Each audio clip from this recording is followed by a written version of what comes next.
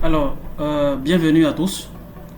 Pour la première session, nous avons entamé l'installation de tout ce qui était service SSH, d'accord, pour Ubuntu, qui va nous permettre de pouvoir utiliser l'application Mobile System, d'accord, pour nous faciliter l'installation de MariaDB, puis tout ce qui est comme ligne de code, pour nous permettre de pouvoir aussi installer la base de données, l'installation aussi des GLPI. D'accord. Ça, c'était la première partie. Alors, la deuxième partie, nous sommes rentrés déjà dans le vif du sujet. Hein. C'était déjà l'installation de MariaDB. D'accord. MariaDB Server, nous l'avons fait. Et là, nous allons maintenant, on va dire, lancer cette ligne de commande là qui est MySQL. D'accord. L'installation de MySQL. D'accord. Comme je vous l'avais dit dans la vidéo précédente, ces différentes lignes de code là pour l'implémentation de GLPI sur Linux. Voilà, je vous mettrai tout ça dans la description, hein, donc ne vous inquiétez pas. D'accord. Donc là, faisons un paste.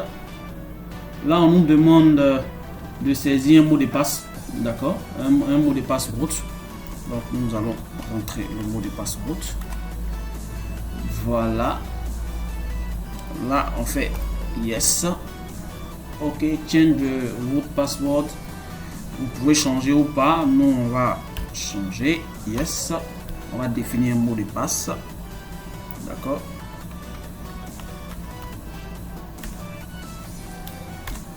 On va le ressaisir à nouveau. D'accord. Ok, tout ce qui est user remove. Yes. D'accord. Root logging remotely, yes.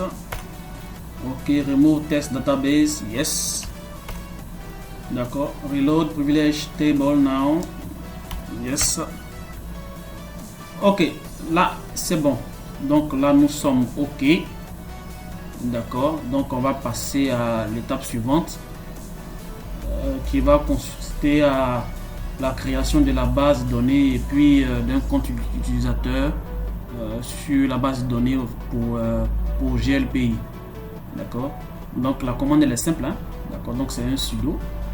D'accord. Cette commande là. Nous préférons déjà préparer déjà toutes les lignes de commande, hein, pour vraiment pas commettre d'erreur, pour être sûr que tout ce qui a été rentré c'est vraiment juste. D'accord. Donc voilà. On rentre le mot de passe de la base de données que nous avons saisi. Et là, nous sommes OK. Donc, le mot de passe que nous avons saisi ici pour faire la configuration de MySQL. D'accord. Là, c'est ce qu'on avait défini tout en haut ici. D'accord. On avait défini tout en haut aussi lorsque nous nous avons posé la question de rentrer le mot de passe. D'accord. Et c'est ce que nous avons fait. Donc, enter current password for root. Voilà. Nous avons déjà fait. C'est le même mot de passe que nous saisissons ici, juste après avoir paste cette commande là. D'accord. Donc là, on est OK, on est dans MariaDB.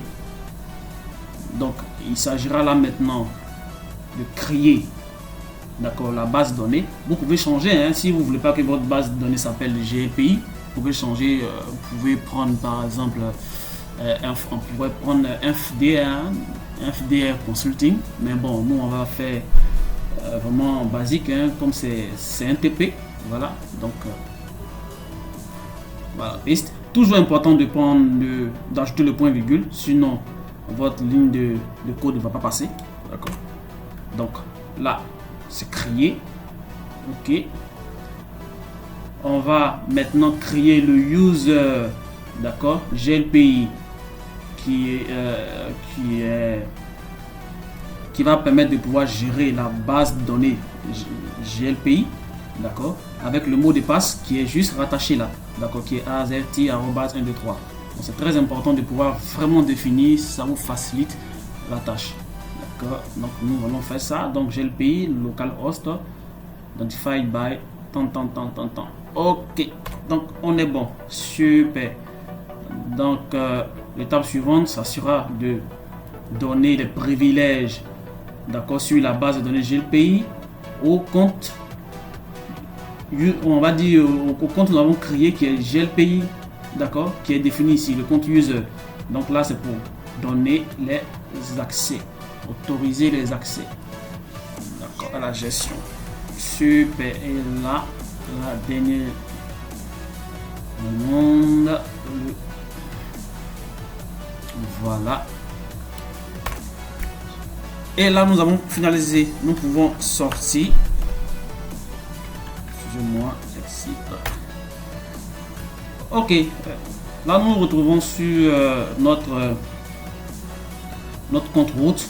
D'accord. Nous avons fini de créer la base des données. D'accord. GLPI. Nous avons créé le user. Nous avons donné. On va dire, on va en attribuer le rôle. D'accord. Au compte user GLPI, nous avons donné tous les privilèges, d'accord. Donc maintenant pour l'étape suivante, qui est l'étape 3, nous allons faire l'installation de PHP et Apache, d'accord. Donc ça sera toujours sudo, hein, avec toutes ces commandes là, c'est très important de pouvoir l'installer, d'accord. Donc nous le faisons et là il installe. Super. Alors donc nous allons mettre la vidéo en pause et nous revenons une fois que cela est finalisé. Alors donc là nous avons finalisé l'installation et là tout est ok, tout est vraiment descendu. Donc nous pouvons continuer notre process, d'accord.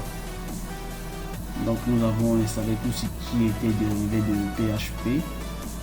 Donc il est très important ensuite de pouvoir lancer cette ligne de commande là. D'accord. Donc c'est toujours le même process, hein. Voilà. Alors ce qu'il faut noter, c'est pas mal d'installation, de mise à jour, de dépaquetage, tout ça, c'est vraiment ça, on va dire, le côté au niveau de Linux. Pour les utilisateurs de Linux, vous serez amené à vraiment maîtriser ces lignes de code là, lancer. Nous ne sommes pas vraiment des experts en Linux, hein, voilà, mais après nous ne sommes pas aussi ignorants de toutes les lignes de code que nous exécutons, d'accord. Donc je vais dire la différence des utilisateurs de Windows, c'est ce que vous serez amené à faire. Alors donc pour l'étape suivante, il va falloir faire des petites modifications, d'accord, dans l'index de PHP, d'accord. Donc ici la version qui a été on va dire installée, c'est la version 8.3, d'accord. Donc nous allons faire des modifications. C'est on va dire au niveau de cet élément là, la session cookie HTTP only qu'il faudra changer, d'accord.